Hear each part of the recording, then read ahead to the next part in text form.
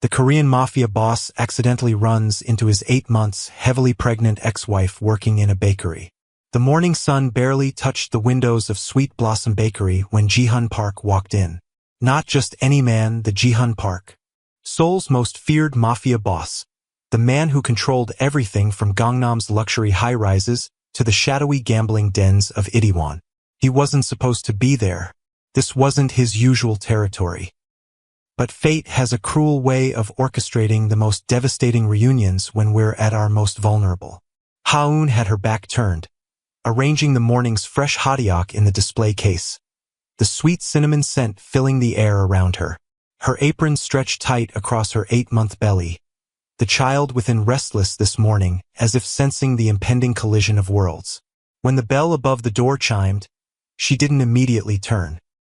Just called out the usual greeting, "Welcome to Sweet Blossom." But then the bakery went silent. Too silent. The kind of silence that falls when a predator enters a room. The kind of silence that makes the air itself feel dangerous to breathe. She turned, and their eyes met across the counter. Time collapsed between them. 8 months of separation evaporated in a single heartbeat. His gray eyes widened, first in recognition, then in shock as his gaze dropped to her swollen belly. He stood there in his tailored black suit that probably cost more than she made in 3 months. Power and danger radiating from him like heat. Ha-eun. Just her name. Just 2 syllables from his lips, but they hit her like a physical blow. The tray of pastries slipped from her fingers, clattering to the floor in a symphony of destruction. Sweet red bean paste splattered across the pristine tiles like blood. The sound echoed through the bakery like a gunshot. 8 months of careful hiding destroyed in an instant. "You shouldn't be here." Her voice barely a whisper, her hands instinctively moving to shield her belly, as if she could somehow hide the evidence of what they had created together. As if she could protect this child from the complicated, dangerous world of its father. His eyes never left her stomach. That child! Please leave. She was already backing away, looking for escape. For the first time in months, her grandmother wasn't in the bakery. No one to witness this collision of past and present. No one to help her escape. He moved faster than anyone could track. One moment behind the counter, the next his hand shooting out to steady her as she stumbled. His fingers circled her wrist, not painfully, but with enough pressure to make it clear. She wasn't going anywhere. Not this time. His touch burned against her skin, familiar yet foreign after so many months. The entire bakery fell silent. His men by the door.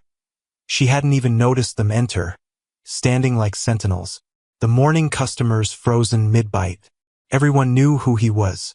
Everyone understood the danger crackling in the air between them. In Seoul's underworld, the Park family name was whispered with fear and respect. And Jihyun was their crown prince, more terrifying than even his father. If you're feeling the tension in this moment, hit that subscribe button right now.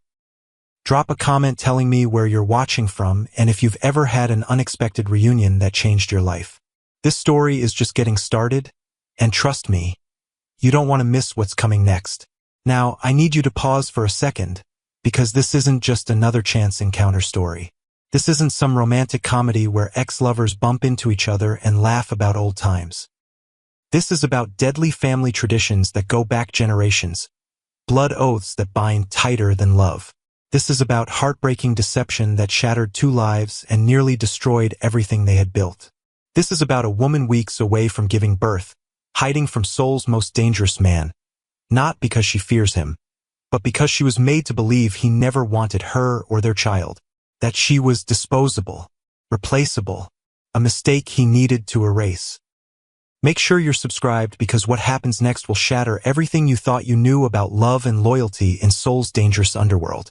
And trust me, with her this close to delivery, the complications that follow could cost them everything. Life and death hang in the balance of this reunion. Let me take you back to where it all began, to help you understand the weight of this moment. The history that makes this chance meeting so explosive. Ha-eun Song wasn't born into Seoul's glittering upper class. She was the granddaughter of a woman who had survived the Korean War by selling sweet bread on the streets. That grandmother, Min-ji, had built Sweet Blossom Bakery from nothing, with bloody fingers and a back bent from labor. She'd raised Ha-eun after her parents died in a ferry accident when she was just 7 years old. The memory of standing at the harbor, waiting for parents who would never return, had shaped Ha-eun into someone who expected abandonment, who believed deep down that everyone she loved would eventually leave. The bakery became Ha-eun's whole world, her sanctuary from loss. She learned to coax dough into submission before she learned algebra, could tell when honey had crystallized by smell alone. By 25, she had modernized her grandmother's recipes just enough to make them fashionable again. Sweet Blossom became known for their perfect balance of traditional flavors with contemporary presentation. In her hands, centuries-old Korean desserts found new life. Food bloggers and Instagram influencers began featuring their hotteok and yagwa. The tiny bakery began attracting customers from across Seoul. What Ha-eun didn't know was that the quiet street where they'd operated for 40 years had recently become part of Ji-hun Park's territory. The protection money her grandmother paid monthly went directly to his organization, though they never saw the man himself. His collectors were polite, almost respectful of the old woman and her talented granddaughter. After all, even criminals need somewhere to satisfy their sweet tooth. And Sweet Blossom's reputation for the best hotteok in Seoul had reached even the shadowy corners of the criminal underworld. Ji-hun, meanwhile, lived in a penthouse 47 floors above the city. From his windows, Seoul spread beneath him like a glittering offering. His family had risen from the ashes of the Korean War too, but through blood rather than flour. 3 generations of carefully cultivated violence and strategic alliances had placed the Park family at the top of Seoul's criminal hierarchy. His grandfather had started with a single gambling den in Itaewon. His father had expanded to protection rackets and nightclubs. Ji-hun had brought them into the digital age. Money laundering through cryptocurrency, blackmail facilitated by state-of-the-art surveillance. At 32, Ji-hun had already proven himself more ruthless and more intelligent than his father. His enemies disappeared without trace. His allies prospered under his protection. He moved through the city like a shadow with teeth, rarely seen but always felt. Those who crossed him did not get second chances. Those who served him loyally were rewarded beyond measure. But for all his power, all his wealth, all his feared reputation, Ji-hun was profoundly alone. His world was filled with people who either feared him or wanted something from him. Never someone who simply wanted him. His education at elite international schools had separated him from traditional Korean society. His family business separated him from legitimate social circles. He existed between worlds, belonging fully to neither. These 2 worlds, hers of flower and early mornings, his of luxury cars and blood oaths, should never have collided. But they did, on a rain-soaked evening when Ji-hun's lieutenant hired Sweet Blossom to cater a business meeting. A meeting where territories would be divided, where men would pledge allegiance or declare war. The kind of meeting where decisions made would ripple through Seoul's underworld for years. Ha-eun arrived with boxes of carefully crafted yagwa and hotteok. Traditional sweets presented with modern elegance, arranged on platters that transformed simple street food into art. She wasn't supposed to stay, just deliver, set up, leave. But then Ji-hun tasted her signature honey bread, still warm from the oven. Sweet and savory with a hint of cinnamon that reminded him of childhood visits to his grandmother's home, before the family business consumed his life. "Who made this?" he asked his lieutenant, interrupting a tense negotiation with a rival family. The question traveled across the room until it found Ha-eun, already gathering her things to leave. Their eyes met for the first time across the smoke-filled room, and something inevitable clicked into place. She should have been intimidated by him, by the deference shown by hardened criminals, by the aura of controlled violence that surrounded him. Instead, she saw something familiar in his eyes: loneliness, the same isolation she felt even in a crowded bakery. Here's what nobody tells you about falling in love with someone dangerous. It starts just like any other love story. There are nervous smiles. There are tentative text messages. There are butterflies that feel exactly the same whether the person causing them saves lives or takes them. Love doesn't discriminate between the saints and the sinners. It takes root wherever it finds fertile ground. He showed up at the bakery the next morning before opening hours, requesting a private tasting session. She knew who he was. Everyone in that neighborhood knew. The whispers about the Park family traveled faster than gossip about K-pop stars. She should have been terrified, should have kept the door locked, should have called the police, though what good would that do when half the department was on his payroll? Instead, she found herself unlocking the door, letting danger walk right into her life. "Teach me," he said simply, gesturing to the kitchen.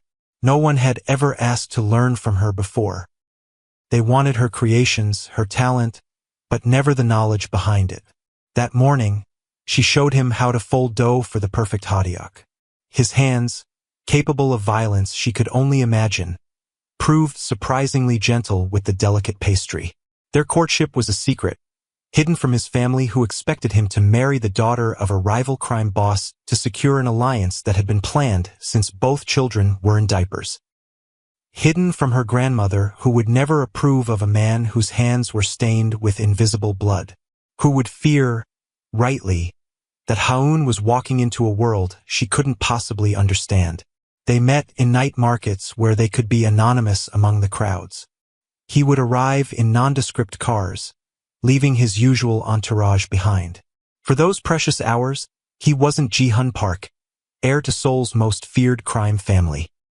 He was just a man in love with a woman who didn't look at him with fear. She showed him how to eat bindiotik with your fingers without dripping, laughing when sauce inevitably ran down his wrist.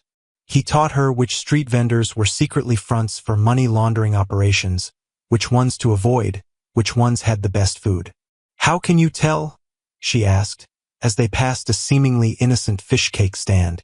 "The money never adds up," he explained. "Too many customers who don't eat. Too much cash for too little product." She should have been appalled, should have walked away from this glimpse into his world.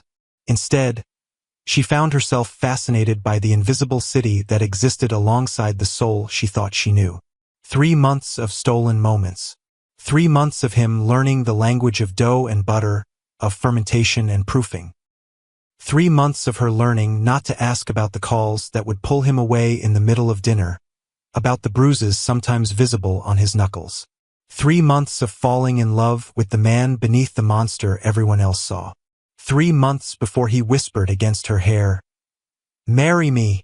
Not a question, not quite a command. Something in between, as complicated as the man himself. "Your family," she started. "Don't matter," he cut her off. "Not for this. Not for us. My grandmother will understand when she sees how much I love you." If you're invested in their love story, smash that like button right now. Comment below if you believe love can truly overcome family expectations. Are you watching from Korea? America? Let me know in the comments where this story is reaching you. They wed in secret, with only his most trusted lieutenant and her childhood friend as witnesses. No white dress. No family celebrations. Just vows exchanged in a small temple outside the city, followed by a night in a traditional hanok with paper walls and a view of mountains that had witnessed centuries of similar secrets. He gifted her a jade necklace that had belonged to his grandmother, the only woman in his family he had truly loved. "This is real," he promised her that night, as rain drummed against the ancient roof. "What we have is real." For 8 months they lived in carefully orchestrated shadows. She kept working at the bakery, never telling her grandmother the truth about the man she now called husband. He kept her existence hidden from his family, protecting her from their world, from their judgment, from their potential retribution. They met in a small apartment he bought in a quiet neighborhood, playing house like normal people while the city slept. In those walls, they could pretend they were just a normal couple, just a man and a woman building a life together. 8 months of happiness before everything collapsed. It started with whispers. His cousin, Sung-min, had always resented Ji-hun's position as heir to the family business, had always looked for ways to undermine him, always thought himself more deserving of the power, the respect, the fear that came with the Park name. When Sung-min somehow discovered Ji-hun's secret marriage, perhaps through bribing the building manager, perhaps through following Ji-hun on one of his visits to the bakery, he saw an opportunity, a weakness to exploit, a way to finally take what he believed should have been his all along. He approached Ha-eun one morning at the bakery, introducing himself with a smile that never reached his eyes, the kind of smile that should have warned her. "My cousin has sent me to deliver a message." She hadn't known Ji-hun had family visiting from Busan. Didn't question why he wouldn't come himself or at least call. The photos Sung-min showed her seemed real enough. Ji-hun at a restaurant with a beautiful woman, their hands touching across the table, their faces close, intimate. The woman was everything Ha-eun was not, from an influential family, dressed in designer clothes, perfectly poised and elegant. The kind of woman who would make a suitable wife for someone of Ji-hun's position. "The engagement is being announced next week," Sung-min said, his voice dripping false sympathy. "He wanted you to hear it from family rather than see it in the business papers. The Kong alliance is too important for distractions." The word cut deeper than any knife. Distraction. Is that all she had been? A temporary amusement before returning to the path his family had laid out for him? Ha-eun would have questioned it, would have called Ji-hun immediately, but Sung-min's next words froze the blood in her veins. "My uncle is a traditional man. If he discovered Ji-hun had married someone like you, someone with no family connections, no status, it wouldn't just end badly for you. My uncle has destroyed entire families for less. Your grandmother's bakery wouldn't survive the week. This neighborhood would suddenly become very dangerous for elderly women who ask too many questions."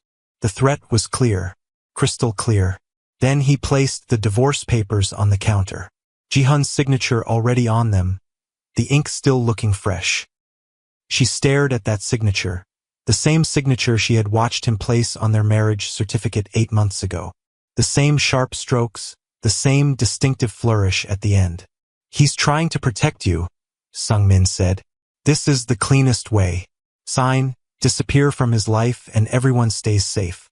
He gets his suitable marriage, you keep your little bakery. Everyone wins." With shaking hands, believing she was protecting both Ji-hun and her grandmother, Ha-eun signed. The pen felt like it weighed 1,000 pounds. Each stroke was agony. She was signing away her heart, her future, the man she loved. But what choice did she have? Her grandmother was all the family she had left in the world. And Ji-hun? If he truly wanted this other woman, this alliance, who was she to stand in the way? 2 weeks later, she discovered she was pregnant. The timing couldn't have been crueler. By then, her calls to Ji-hun went straight to voicemail. His apartment had been emptied. It was as if he'd erased himself from her life completely. As if the 8 months they had shared had never existed at all.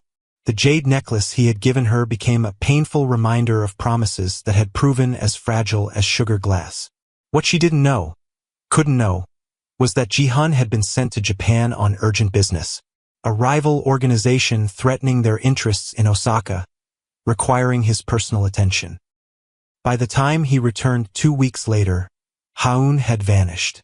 Her grandmother claimed she'd gone to study pastry in France, seizing an opportunity too good to pass up.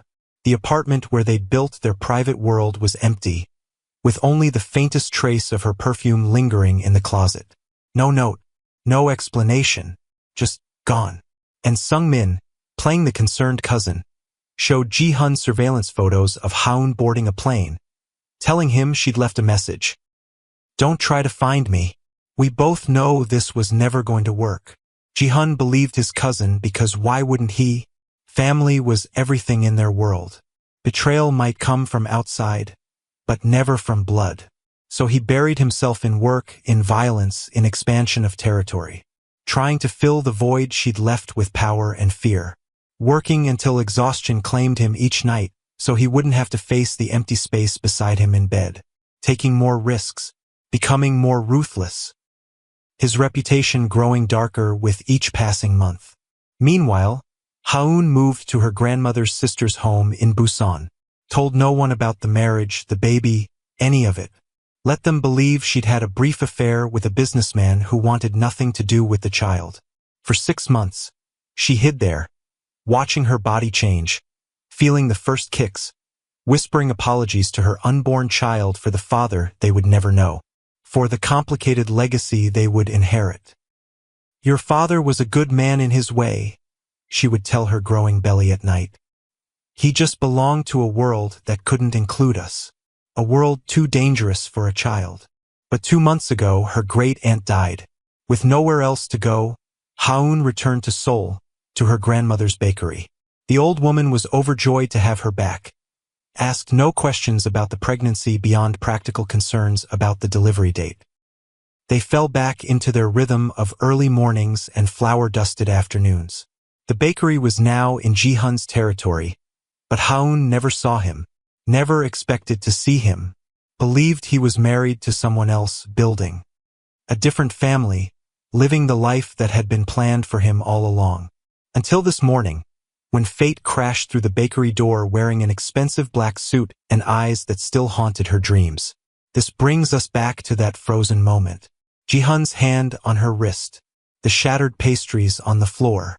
8 months of separation suspended between their bodies like a held breath. The air between them charged with unanswered questions, with pain, with longing neither wanted to acknowledge. Ji-hun turned to the customers, to his men by the door. One gesture from him cleared the entire bakery. The last customer practically ran for the exit, the bell chiming a final warning as the door closed behind them. Such was his power, one movement and a room emptied. One word and people obeyed. His eyes never left her. 8 months, he said, voice low and dangerous. 8 months I've been looking for you. Haun stared at him in confusion. What are you talking about? You're the one who ended things. She tried to pull her wrist from his grip, but he held firm. Not hurting her, just ensuring she couldn't run. Not again. I never ended anything. His grip on her wrist tightened slightly, not enough to hurt, just enough to emphasize his words, just enough to convey his desperation. I never signed any divorce papers. I never wanted you gone. The world tilted beneath her feet. Confusion clouded her eyes. But your cousin showed me the documents. Your signature was right there. I saw it with my own eyes. Ji-hun went completely still. The kind of stillness that precedes violence. The kind of stillness that would make anyone who knew him take several steps back. My cousin, Sungmin, he came to the bakery, showed me pictures of you with her, said the engagement was being announced, that I was an embarrassment you needed to erase. Understanding dawned across his face, followed by a fury so cold it seemed to lower the temperature in the room. His jaw clenched, a muscle twitching at his temple. There was no engagement, no other woman. I was sent to Japan for 2 weeks on family business. When I returned, you were gone. Sungmin told me you'd left the country, that you couldn't handle the lifestyle, the secrecy. Haun's free hand moved to her belly as the baby kicked violently, as if sensing the tension in the room, as if reacting to the sound of its father's voice. He said your family would destroy my grandmother's bakery if they found out about us, that you were trying to protect me by ending it cleanly. Ji-hun released her wrist only to place his palm gently against her cheek, the tenderness of the gesture at odds with the fury in his eyes. And you believed I would discard you so easily? That I would end our marriage with papers delivered by someone else? That I wouldn't at least have the courage to face you? What was I supposed to think? 8 months of pain flooded her voice, cracking it at the edges. 8 months of believing herself abandoned. 8 months of preparing to raise a child alone. You never came looking. Your number was disconnected. The apartment was emptied. Everything we built together was gone in an instant. Because I thought you'd left me. For the first time, his control cracked.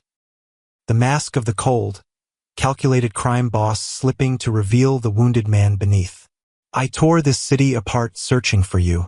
I had men in France looking for months. I threatened every airline for passenger information.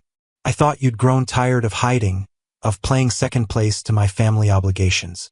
I thought, his voice broke. I thought you'd realized you deserved better than me. They stared at each other, the truth finally emerging from beneath layers of carefully constructed lies. Each of them victims of the same betrayal. Each of them wounded by the same hand. "This is my child?" he asked, his eyes dropping to her belly.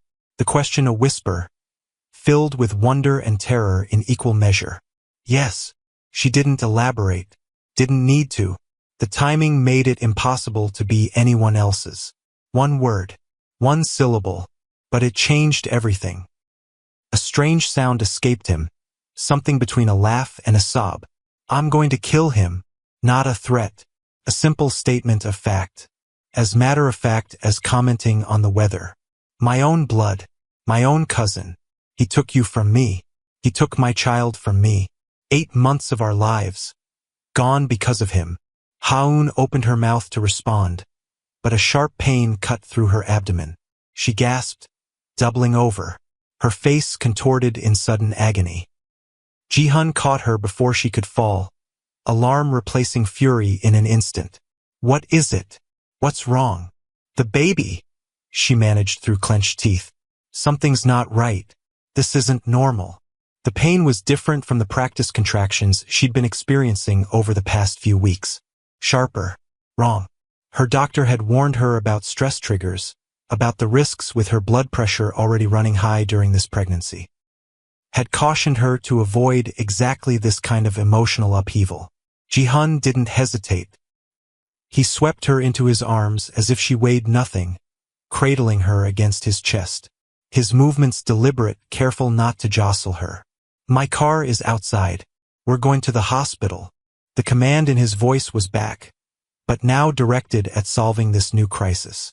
"My grandmother," she started, even through the pain thinking of the old woman who would return to find the bakery empty. "I'll send someone to explain." His tone brooked no argument. The safety of his child, his children, both Haun and the baby, now his only priority. He carried her through the bakery, past the startled faces of employees arriving for their shifts, out to where his black Mercedes waited at the curb. His driver jumped out, opening the back door without being told. The man's eyes widened slightly at the sight of his boss carrying a heavily pregnant woman, but he asked no questions. In Ji-hun's world, questions were dangerous things. Ji-hun slid in beside her, pulling her against him as another contraction hit. "Seoul University Hospital," he ordered. "Call Dr. Park. Tell her it's an emergency." His voice was calm but carried an undercurrent of panic he couldn't quite conceal. As the car pulled away from the curb, weaving through morning traffic with the skill of a driver used to urgent situations, Haun clutched at his sleeve. "How do you know Dr. Park?" "Because I've had her on retainer for 8 months, he said quietly. "In case I found you." The admission hung between them, evidence that he had never given up, never stopped preparing for her return. That some part of him had always believed they would find their way back to each other. Another contraction hit, stronger than the first. She cried out, her nails digging into his arm. Sweat beaded on her forehead despite the car's cool air conditioning. Ji-hun pulled out his phone, his face a mask of controlled fury. The business that had to be handled even in this moment of crisis. "I need to make some calls while we drive." His voice had changed, become something harder. The voice of the man Seoul's criminals feared. He dialed, and when the line connected, his voice changed. Became something inhuman, something carved from ice and rage. "Find Sungmin. Now." A pause as the person on the other end responded. "I don't care where he is or what he's doing. Bring him to the warehouse. Alive." Another pause, longer this time. "No, you don't need to know why. Just do it." Haun could hear the confusion on the other end of the line. Sungmin was family, protected, untouchable until now. "He forged my signature. He lied to my wife. He hid my unborn child from me for 8 months. Ji-hun's eyes met Haun's as he delivered the final blow. I want him to understand exactly what he's taken from me before I take everything from him. The finality in his voice should have terrified her. The implication of what would happen to Sungmin should have horrified her. Instead, she felt a dark satisfaction. The primal instinct of a mother whose family had been threatened, of a woman whose love had been manipulated. He made more calls as the car sped through Seoul's crowded streets, each one more devastating than the last. In the space of 5 minutes, he systematically dismantled his cousin's entire life, froze his assets with a single command to their family banker, revoked his protection through a terse conversation with their security chief, ordered his immediate removal from all family businesses in a call to their lawyer that left no room for questions. His apartment, his cars, his investments, everything in his name but bought with family money is to be seized. Immediately, his security clearances revoked. His accounts emptied. Pause.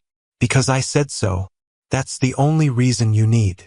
Between contractions, Ha-eun listened in horrified fascination. This was the side of Ji-hun she'd rarely seen during their brief marriage. The Mafia boss.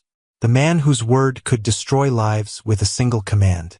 The man who had built his reputation on being ruthlessly efficient when crossed.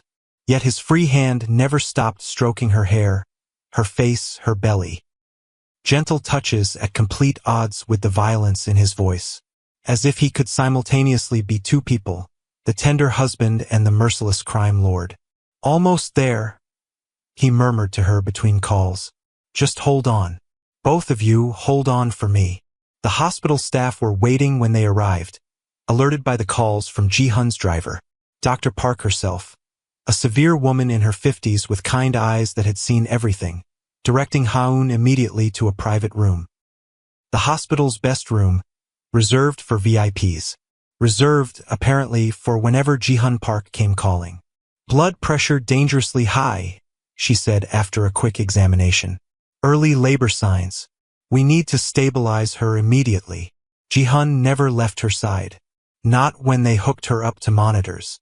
Not when the nurses tried to suggest he wait outside. His presence filled the room, dangerous but contained, like a storm held back by sheer willpower.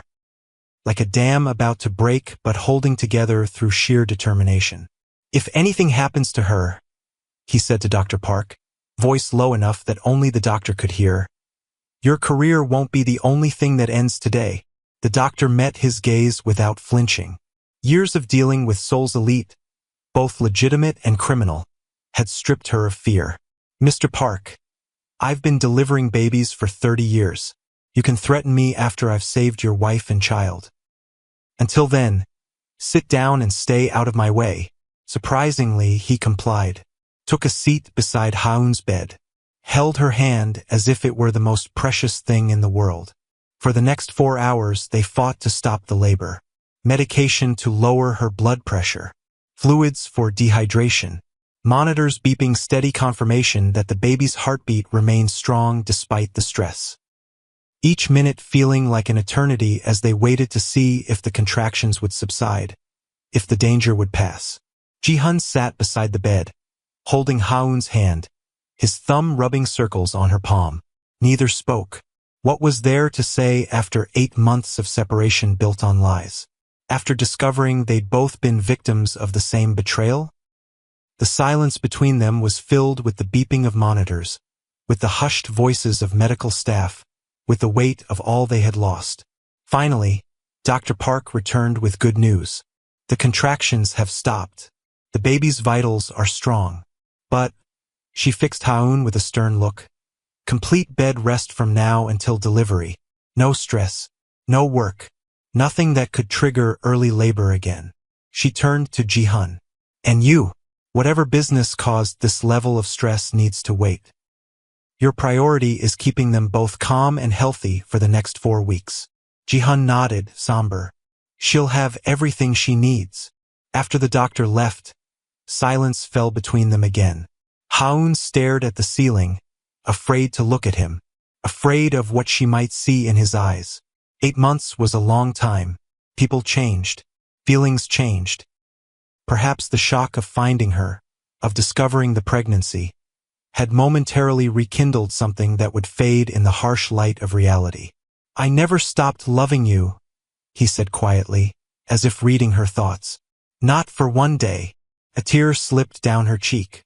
"I thought you'd moved on, built another life. There is no life without you." Simple, direct, absolute. The way he approached everything. "When you disappeared, I existed. I functioned. I expanded territory and made money and put fear into the right people. But I didn't live. I haven't been living since the day you walked out that door." He reached out to touch her belly, hesitant for the first time since she'd known him, as if afraid he might be rejected, might be denied this connection. She took his hand and placed it where the baby was kicking, creating a bridge between past and future. His eyes widened at the sensation of their child moving beneath his palm. "That's your child," she whispered, saying hello to their father. Something broke in his expression.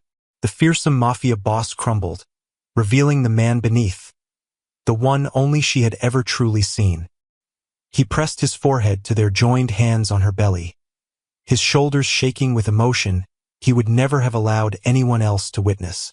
"I swear to you both," he said, voice thick with emotion. "Nothing will ever separate us again. No one will ever threaten what's mine. My family. My world."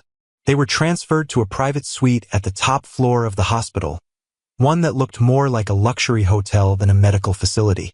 Floor-to-ceiling windows with views of Seoul's skyline. A separate sitting area for visitors. Technology that would be at home in a billionaire's penthouse rather than a hospital room. Ji-hun made calls, arranged for Ha-eun's belongings to be collected from her grandmother's apartment, even had the old woman brought to the hospital to see her granddaughter. His efficiency was breathtaking, his resources seemingly limitless. To Ha-eun's surprise, Min-ji took one look at Ji-hun standing protectively beside the bed and nodded in approval. The old woman had survived war, poverty, and the loss of her only child.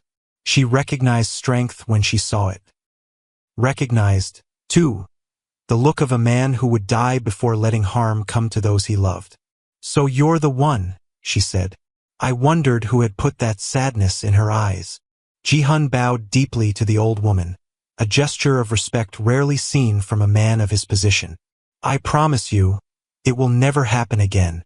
Min-ji studied him for a long moment, her gaze unnerving in its directness. "You'll protect them? Even from your own family? Especially from my own family?" The vow was ironclad, unbreakable. The old woman nodded again. "Good. The bakery needs strong hands.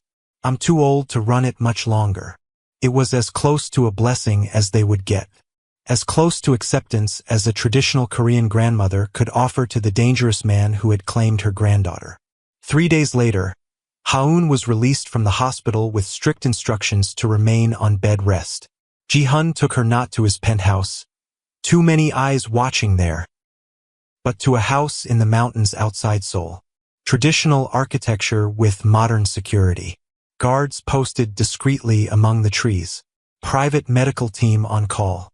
The perfect sanctuary, hidden from both their worlds. "We'll stay here until the baby comes," he told her, carrying her across the threshold despite her protests. "Then we decide our next move together." The emphasis on together was deliberate. A promise that no decisions would be made without her input. That they were partners in whatever came next. For the first time in 8 months, Ha-eun slept through the night. No anxiety dreams. No phantom kicks from the baby. Just peace, wrapped in Ji-hun's arms, his heartbeat steady beneath her ear. The safety she had longed for finally found, ironically, in the arms of Seoul's most dangerous man. He never mentioned Sung-min. Never spoke of what happened after his men found his cousin. Some secrets were better kept, even from her. But she saw the satisfaction in his eyes when he returned one evening after being gone for several hours. Saw how he washed his hands longer than usual before touching her. Saw the dark stain beneath his fingernails that might have been blood, might have been dirt, might have been justice. Justice had been served in the shadows, as was the way of his world. She didn't ask. Some questions were dangerous even between husband and wife. Some answers were better left unspoken. The baby came 2 weeks early. Not dangerously so, just eager to meet the world. A girl, with Ji-hun's intense eyes and Ha-eun's delicate features. They named her Sua, meaning beautiful elegance. A name that bridged both their worlds. A name that carried both strength and grace. But the real surprise came 12 minutes later when a second baby emerged. A boy, smaller than his sister but with a fierce grip and lungs that announced his arrival to the entire mountain. A second child that had hidden behind his sister during every ultrasound, every examination. A secret even medical science hadn't detected. Twins, Dr. Park said, smiling at their shocked expressions. The boy must have been hiding behind his sister during the ultrasounds. It happens sometimes. They named him Junho, ruler of the world. A name befitting the son of Seoul's most powerful man. A name that carried the weight of legacy, of expectation, of the empire he would one day inherit. Ji-hun held both babies with trembling hands. This dangerous man who had ordered deaths without blinking, now afraid he might bruise such tiny, perfect creatures. This man who had built his reputation on ruthless efficiency, now undone by 7 pounds of new life. "They're so small," he whispered, awe replacing the confidence that usually marked his voice. "But strong," Ha-eun assured him. "Like their father." In the weeks that followed, decisions were made. They would not return to the shadows. No more hiding. No more secrets. Ji-hun formally introduced Ha-eun as his wife at a family gathering. The twins in her arms making it clear this was not a negotiation but a statement of fact. This was his family. His future. Anyone who challenged that would face consequences that would make what happened to Sungmin look merciful. His father, old and traditional but not stupid, recognized the steel in his son's eyes and gave his blessing. Recognized, perhaps, that his son had found something worth fighting for beyond territory and respect. Had found something worth protecting that would make him even more formidable. The bakery was expanded, renovated, transformed into the flagship of a chain that would spread across Seoul. Min-ji would oversee it all, with Ji-hun's resources behind her. A legitimate business to balance the illegitimate empire. A place where flour and finance could coexist. Where Ha-eun's talents could flourish without the burden of financial struggle. 1 month after the twins' birth, they held a traditional Korean Baek-il celebration. 100 days of life, the dangerous early period survived. The ceremony that acknowledged the children had safely passed through their most vulnerable time. Family gathered, her grandmother, his father, carefully selected members of his organization. The babies were displayed in traditional hanbok, red thread tied around their wrists to ward off evil spirits. Ji-hun's father held his grandchildren with tears in his eyes. The hard man who had built an empire on blood and fear now reduced to cooing nonsense at infants who grabbed at his expensive tie. "They have the Park strength," he declared. Both of them. Later that night, after everyone had gone and the twins slept peacefully in their cribs, Ji-hun took Ha-eun's hands in his. Led her to the balcony overlooking the mountains. The city a distant glow beyond. "We should have a proper wedding," he said. "Not hidden. Not secret. A celebration worthy of what we've built." "We're already married," she reminded him, touching the jade necklace she once again wore around her neck. "Yes, but I want the world to know you chose me. That I chose you. Above family obligation. Above tradition. Above everything. I want a ceremony that honors what we've survived together." 3 months later, under cherry blossoms in full bloom, they renewed their vows. She wore traditional hanbok in crimson and gold, embroidered with symbols of prosperity and longevity. He wore the formal dress of his position, dark and commanding but with the jade cufflinks she had given him, a matching set to her necklace. The twins watched from their grandmother's arms, too young to understand but somehow sensing the importance of the moment. When it came time for vows, Ji-hun spoke with rare public emotion. 8 months ago, I lost you to lies and deception. I lived in a world without color, without taste, without purpose beyond finding you again. I moved through days like a ghost, existing but not living. Today I promise that nothing will ever separate us again. You and our children are my world, my purpose, my reason for every breath. I choose you in this life and all lives to come. Haun's response came from a heart finally healed of its deepest wounds. 8 months ago, I believed I wasn't enough for you, that your world was too big, too dangerous for someone like me.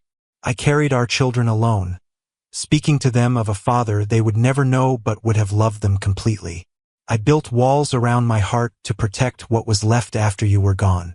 Today I know the truth, that love doesn't see boundaries of world or class or family. It simply is. Unchangeable. Unbreakable. I choose you, Jihyun Park. The man behind the name that makes others tremble. The man who held our babies with hands that could crush worlds but touched them only with tenderness. I choose you in this life and all lives to come. That night, they stood on the balcony of their mountain home. The twins sleeping safely inside, guarded by men who would die before letting harm come to the park heirs. Seoul's lights distant but visible, a constellation of human making spread beneath the actual stars. Regrets? He asked, arm around her waist, pulling her close against the evening chill. Not one, she answered, leaning into his strength. You, only the 8 months we lost. The early movements of our children I'll never feel. The moments of your body changing that I should have witnessed. We have a lifetime of moments ahead, she reminded him. A lifetime of watching them grow.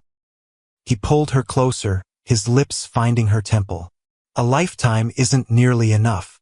If this story of betrayal, second chances, and unexpected blessings touched your heart, drop a comment below and hit that subscribe button if you haven't already. Tell me where you're watching from. Seoul? New York? London? I want to know where this story has reached. Tell me what you would do if faced with such a choice. Believe the evidence before you or trust in love. Would you forgive someone who came back after 8 months, even with the best explanation? Share this with someone who believes true love finds its way back, no matter how many lies try to stand in its path. Because sometimes the longest separations lead to the most beautiful reunions. Sometimes what's meant to be finds a way, even through the darkest circumstances. And remember, love doesn't ask for permission from family tradition or social expectation. It simply exists, waiting for us to be brave enough to choose it. Again and again and again. In a world where nothing is certain, love might be the only thing worth fighting for, even if that fight takes you through hell before bringing you home.